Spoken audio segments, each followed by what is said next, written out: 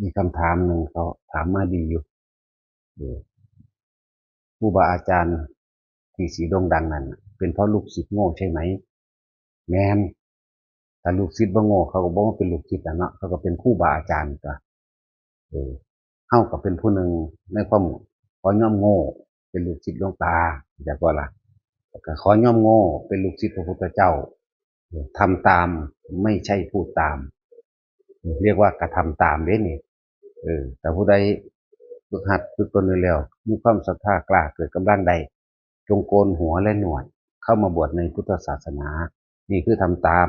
ไม่ใช่พูดตามนั่นคือว่าเขาเป็นโง่นี่แหละยอมรับว่าเป็นคนโง่เป็นลูกศิษย์พระพุทธเจ้าเป็นลูกศิษย์หลวงปู่หลวงตาคำถามที่เน็บแนมคำถามอย่างนั้นเออแต่ว่าผู้ถาม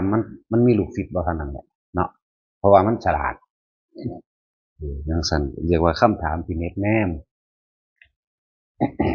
ก็ถูกต้องแล้วแหละเพราะว่าลูกศิษย์โง่ครูบาอาจารย์เลยดังลูกศิษย์โง่ครูบาอาจารย์กับพังไปคือกันอยากว่าเขาบอกสองหนาเลยเด้ลูกเป็นน้ำคู่บ่เป็นคู่ดังก็ได้พังก็ได้เด่นก็ได้เห็นบ่ยายจอยเพราะลูกศิษย์โง่เจ้าโง่บอกตั้งสั้นแล้วตัวโง่ตัวจังมาจังบ่มีเรื่องมีเล่าอย่างแต่ฉลาดก็ไปเป็นอาจารย์ตัวบุคคลฉลาดที่อยู่เพียงผู้เดียวในโลกนี้เอกานัมจริงมีพระพุทธเจ้าเท่านั้นมีต่างหากในยุคนี้ก็คือหลวงพ่อใหญ่สิทธัตถะเท่านั้นจากว่าละพระโคดมฉายาผู้มีความอุดมสมบูรณ์ผู้มีความพรั่งพร้อมเลยว่าโคดมโคตมะโคดเขาเป็นลูกศิษย์พระพุทธเจ้าแล้วเขาก็เอาพระพุทธเจ้าล่ะเดินตามถ้ำกระทำตามถ้ำคือความจริงแล้วก็เป็นลูกศิษย์ของพระสงฆ์แล้วก็เข้าลบเบิดในคำว่าสงฆ์สงฆ์สาวกของพระพุทธเจ้าสงฆ์สาวกของพระพุทธเจ้าได้บ่แม่นสงฆ์สาวกของผีของพญานาคสงฆ์สาวกของพราหมณ์บ่แม่นแบบนั้นเขาบ่เอาได้อันนั้นแต่ว่าถ้าผู้ใดกระสร้างกับมีภากาสาวพัดแต่เฮาก็มีความเคารพถึงที่สุดแห่งสามเณรนั่นแหละแต่ว่าเฮาบ่แม่นคนฉลาดเป็นคนโง่คำถามเน็บแนมเฮาก็ตอบแนมเน็บคือกันเนาะสมชายมึงฉลาดบ่สมชายแต่กูยังโง่เว้ยเนาะกูก็ยังว่ากูยอมรับว่ากูเป็นคนโง่ที่เดินตามพุทธเจ้าโกนหัวตามแล้วห่มผ้าตามแล้วบิณฑบาตตามล่ะฉันในอาสนะเดียวตามฉันในบาทเดียวตามฉันครั้งเดียวตามเป็นบาละนั่นสั้นแล้วยินดีพอใจในการที่สาธยายคำสอนของพระพุทธเจ้าโดยพุทธวจนะนี่ธรรมจักรกับปวัตนสูตรอนัตตลักษณสูตรอธิตตปริยสูตรและปฏิจจสมุปบาทธรรมนี่เป็นหัวใจเป็นหลักนี่คือทำตามเพราะว่าเขาโง่เขาก็เลยต้องเดินตามทำตามแต่ว่าไม่ใช่พูดตามเหมือนคนฉลาดอย่างสั้นเมื่อมีคำถามแนวเขาก็แนมเน็ตคือกันแล้วเนาะกูไปย่อมไผ่เด้มึงสกิดมากกูถีบไปได้สกิดมาเราจะถีบไปนะนี่แหละสั้นทีนี้เฮ้าหันเข้ามาเรื่องของพวกเฮ้าเองธรรมะจริงๆเป็นเรื่องเฉพาะตนทำความหลุดพ้นกับหลุดพ้นเฉพาะตนเป็นยังคือยังให้ทุกคนนั่นแหละทำสมาธิแบบมื่นตาลืมตาเพราะว่าทุกคนใส่ชีวิตแบบลืมตามากกว่าหลับตาและอีกอย่างหนึ่งก็เหมาะสมควรกับชีวิตของทุกๆคนที่บ่ได้สละตนออกมาบวชเหมาะสมกับฆราวาสที่มีครอบครัวที่ทำการที่ทำงานที่ยังบ่อาจสามารถเด็ดเดียวเด็ดขาดออกจากครอบครัวมาได้มันก็เลยให้ทำสมาธิมื่นตาหรือลืมตามากกว่าจึงให้ทุกคนสร้างอารมณ์เป็นหนึ่งให้มันได้เป็นผู้มีจิตหนึ่งที่เพ่งอยู่สมาธิเคลื่อนไหวให้มีความรู้สึกตัวทั่วพร้อมอยู่ตลอดจึงหาวิธีฝึกหัดให้ทุกคนถือเป็นวิธีที่ง่ายเป็นวิธีที่เฝ้าสังเกตความรู้สึกของตน เลยบอกว่าจับจุดอุณาโลมเด้อเรียกว่าเป็นผู้มีจิตหนึ่งที่เพ่งอยู่เข้ามาจิตหนึ่งที่เพ่งอยู่มีที่สุดมีที่สุดแห่งความบรรลุหรือปล่อยว่างได้ผลเด้เป็นผู้มีจิตหนึ่งที่เพ่งอยู่เพ่งอยู่ใสเพ่งอยู่ในลมหายใจหนึ่งเพ่งอยู่ในจุดอุณาโลมสองคำว่าจุดอุณาโลมเนี่ยอุณาโลมภาษาก็คือกลางหน้าผากนั่นแหละความหมายของมันแล้วเฮาจะเอาปีติทั้งหมดมารวมไว้ตรงกลางระหว่างคิ้วหรือตรงกลางระหว่างหน้าผากเป็นเครื่องสังเกตความคิดตัวเองว่าเฮาจะคิดไปทางใดกับสัญญาอารมณ์ความรู้สึกทั้งหลายอันเป็นอดีตที่ผ่านมาคนเฮามันจมอยู่กับอดีตและฟาดฝันไปหาอนาคตลืมปัจจุบันณขณะเนี่ยปัจจุบันณขณะคืออย่างรู้สึกตัวทั่วพร้อมเด้ปัจจุบันณขณะรู้สึกตัวเองเฮาก็เลยหาจุดรู้จุดนี้เป็นจุดรู้ตัวเด้รู้ตัวว่าเราไม่ได้หนีจากตัวเด้เป็นสติปัฏฐานเด้นี่เออเมื่ออยู่ในกายก็คือเอาลมหายใจเนี่ยเป็นกายในกายอันหนึ่งเมื่อประคองลมหายใจเป็นกายในกายอันหนึ่งอาการปิติย่อมเกิดขึ้นนั่นเมื่อปิติย่อมเกิดขึ้นแล้วปราโมทย์เกิดขึ้นปัสสติเกิดขึ้นสมาธิย่อมตั้งมั่นและเป็นผลคืออุเบกขาเป็นที่รองรับมีไหมสติปัฏฐานสี่เนี่ยกายเวทนาจิตและธรรมเนี่ยก็เลยเอาลมหายใจเป็นกายในกายอันหนึ่งเมื่อวิตกหมายถึงว่าคิดนึกตึกตรองประคองลมหายใจนี่คือวิจารณ์เมื่อวิตกวิจารณ์ประคองลมหายใจแล้วปิติย่อมเกิดขึ้นเมื่อปิติเกิดขึ้นแล้วเนี่ยปัสสัทธิย่อมเกิดขึ้นคือความสงบเย็นใจคำว่าความสงบเท่ากับสามารถรับรู้ในความรู้สึกแห่งเรานั่นแหละคำว่าปัสสัทธิมีความอิ่มมีความสงบเย็นใจอยู่ในหันเกิดความรู้สึกออกมาทั้งกายใดแต่ว่าเฮายกขึ้นมาไว้ตรงกลางระหว่างหน้าผากเป็นตัวบอกความรู้สึกของตนว่าอยู่ในตนในตนมันก็ขึ้นชื่อว่าเป็นผู้มีสมาธิจิตตั้งมั่นสมาธินี่ความคิดนี่อยู่ในกายเลื่อนว่าจิตตั้งมั่นบ่ไปคิดถึงบุคคลสัตว์สิ่งของอันเป็นอดีตแล้วก็บ่ได้ไปวาดฝันในอนาคตได้เป็นปัจจุบันขณะเมื่อจิตตั้งมั่นสงบดีแล้วมันก็เป็นสมาธินั่นแหละจิตตั้งมั่นเป็นสมาธิลักษณะนี้แล้วมันก็เลยเป็นอุเบกขานี่อันนี้แหละโพชฌงค์เจ็ดนี่แหละโพชฌงค์เจ็ดบุคคลถึงเพียรพยายามทำให้บ่อยทำมากให้มากทำให้ชินทำให้เป็นดุจดังยานคือคล่องคำว่าดุจดังยานย่านแปลว่ารู้คล่องตัวรู้สึกตัวจนคล่องบ่ว่าจะเกิดเหตุการณ์อะไรขึ้นกลับมาลมหายใจรีบด่วนเข้ามาทันทีในลมหายใจละนี่ละด้วยลมไม่ใช่ละด้วยคิดไม่ใช่ละด้วยการจะหาวิธีแก้เพราะว่าคิดหาอยู่หามันแก้ว่าได้ต้องกลับเข้ามาหาลมเป็นผู้มีสตินี่รู้สึกตัวตัวพร้อมในกายหายใจเข้านี่เข้ามานี่ก่อนแล้วมันจะเลื่อนไปของมันเองแบบเพราะว่าเขาชินมันจะเลื่อนไปเองนั่นแหละว่าเขาจึง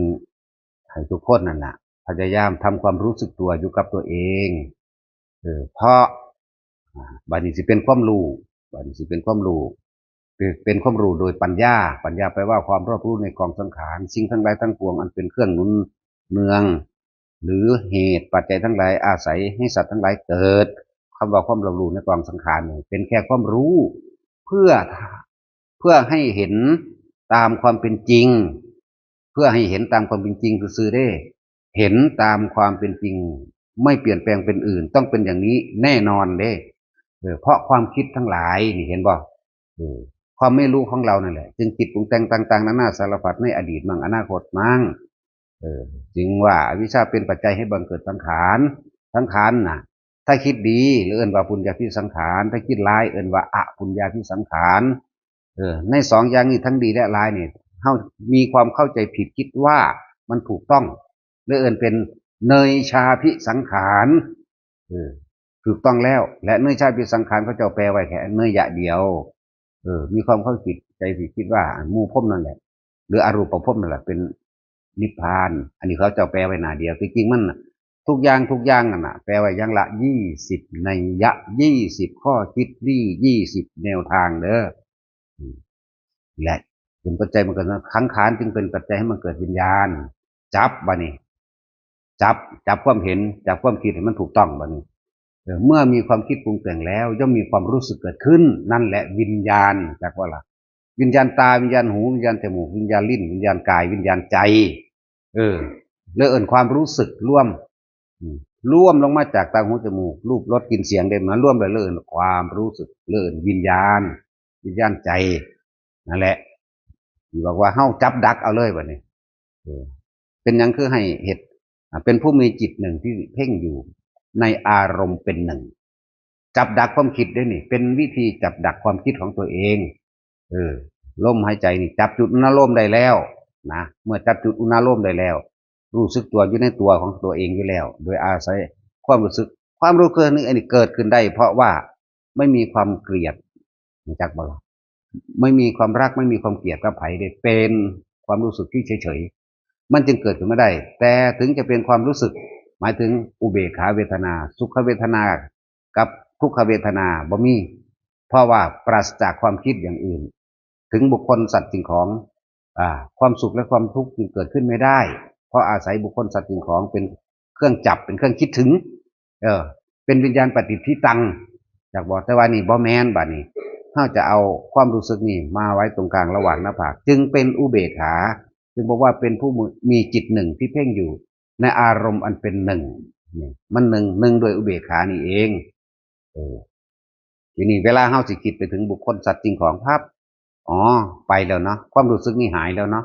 หมายถึงความรู้สึกนิ่มๆนวลๆอยู่กลางหน้าผากหรือวางคิ้วเนือบๆหรือบนหัวก็แล้วแต่ได้ทั้งเบิดว่าที่จริงนั่นน่ะปีติมันเกิดได้หลายอย่างแต่ว่าเฮาสิจับอย่างหนึ่ง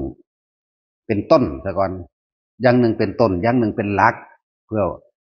มันจังบ่ได้อธิบายปีติหลายอย่างปีติมันมีตั้ง5โดยหนังสือ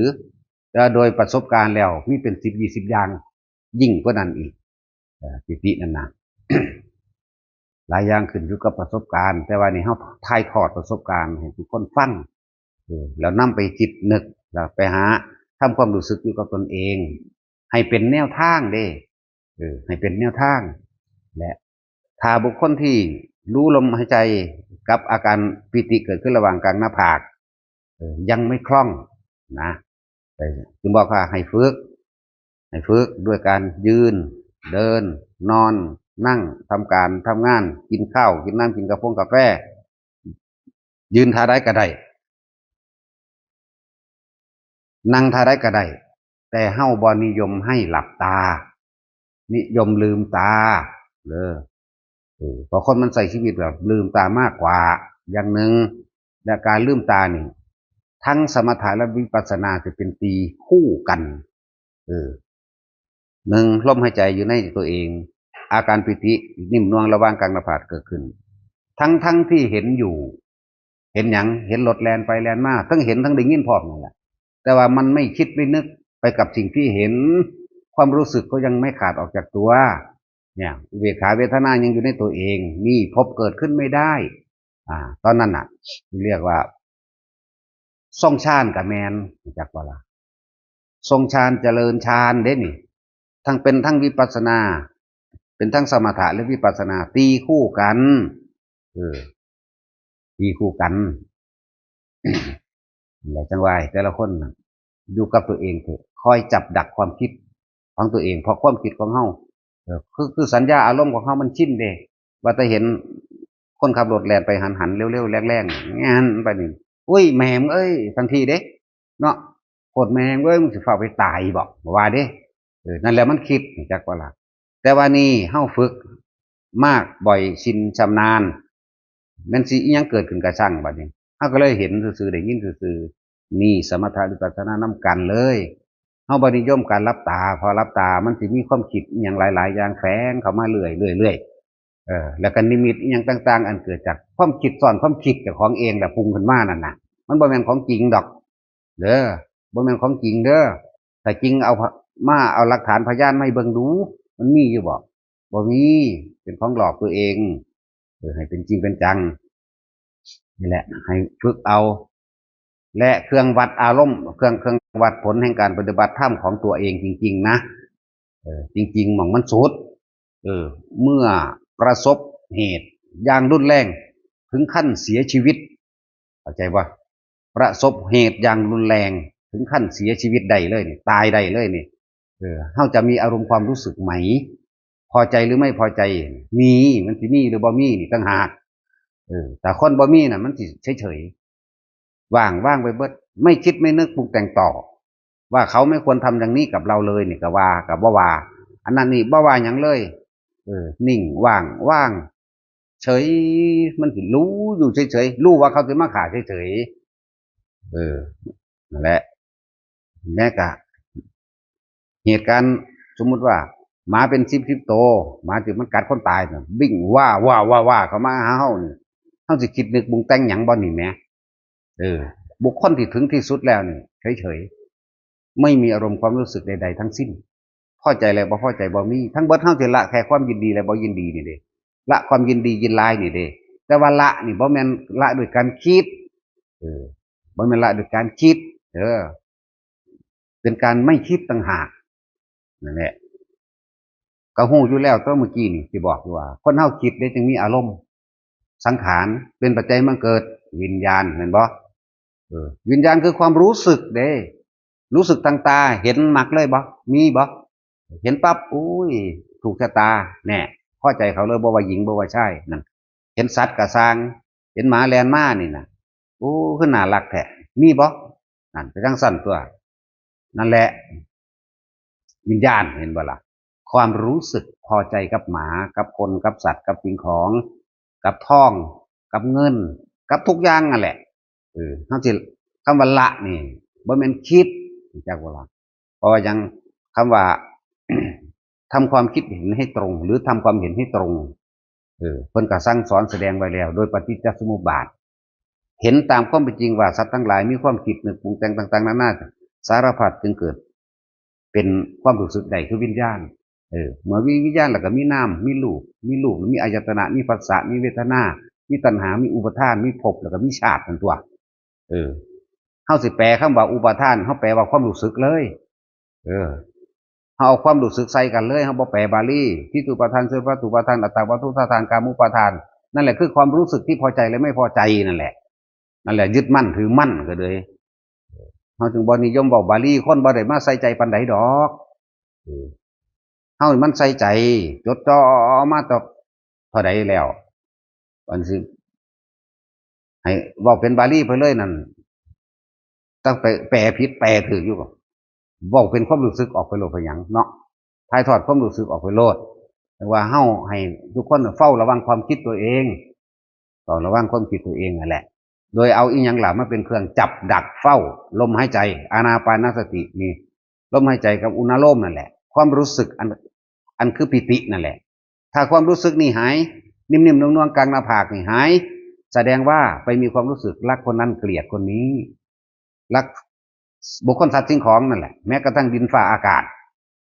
บ่แม่นแต่ว่าแต่บุคคลสัตว์สิ่งของเด้แต่ความรู้สึกนี่หายไปสมมติว่ามันฮ้อน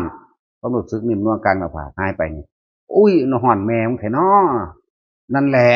มันไปมีอารมณ์กับอากาศแล้วหนาวก็คือกันโอ้ยหนาวแม่มึงแท้แม่ยังไดมึงสิหนาวเด้นะเดี๋ยวไปจังสั้นนี่แหละจังหวะแต่ละคนนะพยายามเฝ้าสังเกตความคิดตัวเองโดยเอาความรู้สึกมาเป็นตัวรู้สึกตัวว่าตัวอยู่ในตัวจากว่าล่ะอยู่ในตัวเองเนี่ยกายเวทนาจิตธรรมว่าแต่ละคนฝึกหัดตัวเองยืนเดินนั่งนอนทำการทำงานอย่างก็แล้วแต่ถ้ามันหายไปหมายถึงความรู้สึกนิ่มนวลกลางระหว่างหายไปกลับมาลมก่อนหรือแม้ว่าเหตุการณ์ยังสิกระทบกระทั่งสะเทือนเกิดขึ้นมายังกระซังกลับมาลมก่อนเพื่อมาสั่งคือหายใจเขายาวๆแรงๆก็ได้เนี่ยวืดขึ้นเพื่อจะกระตุ้นตัวเองให้อยู่ในตัวเองเนี่ยคำว่าสติก็คืออันนี้ปัจจุบันก็คืออันนี้รู้ลมเข้ารู้ลมออกนี่สติและปัจจุบันคือรู้ลมเข้ารู้ลมออกความรู้สึกในปัจจุบันก็คืออาการนิ่มๆนวลๆอยู่กลางหน้าผากแล้วจึงบอกว่าถ้าเฮาหูจักคำว่าเป็นผู้มีจิตหนึ่งที่เพ่งอยู่มันทำให้ถึงที่สุดได้แล้วก็มันก็เหมาะสมกับทุกๆคนทุกคนยังกังวลในการทำมาหากินอยู่บ่คือหมู่ภิกษุนักบวชน่ะนะแล้วถ้าเขาสิ อธิษฐานเอาว่าขอวัดปฏิบัติอันใดเป็นที่ยิ่งยวดอด3 มื้ออด4 มื้ออดอาทิตย์หนึ่งก็แล้วแต่เนี่ยเป็นขอวัดที่เขาเจ้าอาจจะเพิ่มเข้ามาอีกอันนึงต่างหากแล้วพวกเฮานั่นน่ะยังอยู่เกี่ยวข้องอยู่กับการทำมาหากินหนี้สินยังก็มีเยอะแยะและผู้ใดยังมีอยากเบิดหนี้เบิดสินหรือว่านั่นครับพยายามเฮ็ดอันนี้ล่ะ3-4 เดือนก็เข้าใจดอกเรียกว่าเหตุแห่งความสมปรารถนาโดยสัมมาทิฏฐิเด้อยากเบิดหนี้เบิดสินหรือว่าอยากมีอยู่มีกินเพิ่มมากขึ้นบ่ต้องไปคิดยังมากมายดอกคนขายของก็นั่งดูลมหายใจเข้าลมหายใจออกอยู่หั่นจับจุดนั้นร่มได้เมื่อลมหายใจมันหายไปอุณหภูมิมันยังอยู่มันก็นิ่มๆรวมๆก็อยู่กับตนเองบุญมันก็เกิดคือความสงบเย็นเกิดขึ้นแล้วมารทั้งหลายแม้เทวดามารพรหมทั้งหลายไม่อาจสามารถทำอะไรเราได้แม้ขณะนั้นที่เราอยู่ในลมหายใจอกุศลกรรมเก่าที่มาถึงก็ไม่อาจสามารถให้ผลกับเราได้คุณดีมันบ่ธรรมดาเด้อันแนวนี่ทุกอย่างอยู่ในอานาปานสติทุกอย่างอยู่ในลมหายใจนะพระอรหันต์ก็อยู่ในลมหายใจสิดับหรือบ่ดับก็อยู่ในลมหายใจบุคคลผู้ใดตายในลมหายใจใดบ่ต้องมาเกิดคิดเบิ่งคักๆคิดซะก่อนคิดให้มันตรงซะก่อนลมเราบ่มีรูปบ่มีร่างบ่มีตัวบ่มีตนไม่มีรสไม่มีกลิ่นไม่มีเสียงความคิดของเฮาไปหาหม่องเกาะบ่ได้เพราะว่ามันว่าง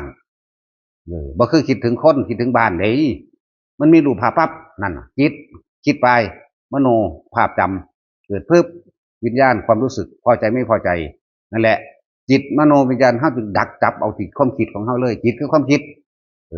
ถ้ามันคิดแล้วมันก็ปรุงแต่งภาพขึ้นมามันเกิดความรู้สึกมาพร้อมดักจับเอาตัวนี้เลยเอานี่แหละ